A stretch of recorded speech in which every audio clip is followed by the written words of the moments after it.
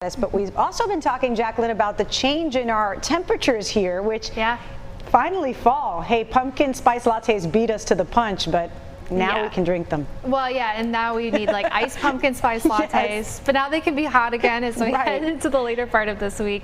Not quite yet, though. Still got a little more heat to get through. We stay dry through midweek. Temperatures gradually fall as we head into the middle part of this week. However, humidity climbs so much that it takes a while for us to really notice that the temperatures have fallen. We get showers and storms on Thursday and Friday as well. Now, here's a look at the Piedmont Triad 12-hour forecast. It's hot again, 90 degrees as we head into the afternoon. Sunny skies all throughout the day. And I also want to point out that if you have been enjoying these nice fall-like mornings, well, they're coming to a close here. Our morning lows for the next 7 days are in the mid to upper 60s, so feeling a little warmer than what we've had, even the 50s this past week, and that felt pretty nice.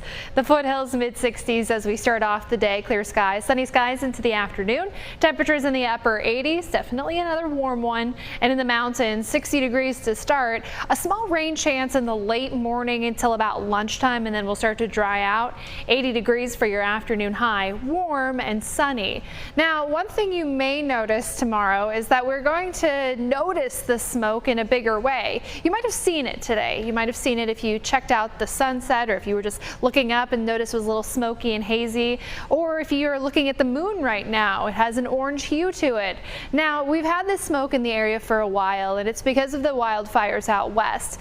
Tomorrow, there's a chance that some of the smoke mixes down into the surface level air, and that means that we could have some issues with air quality. You might actually notice some of the smoke, not just see it. As we're heading towards Wednesday, though, the smoke levels will drop down considerably. So this is really only an issue for tomorrow. We'll have moderate air quality, and that means that if you are especially sensitive to air quality, you want to limit your time outside as much as possible.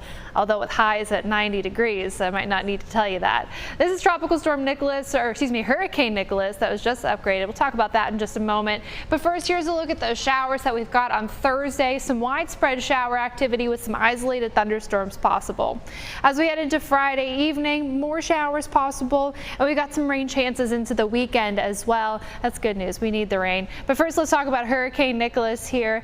It is actually a hurricane at this point. Winds at 75 miles an hour. They had a buoy that did report a hurricane force wind, so they decided to upgrade. That is what they told us at about 11:05 tonight. As we head through the next couple of hours, the next couple of days, it really slows down pretty considerably. This is a slower forecast than the ones we've had previously.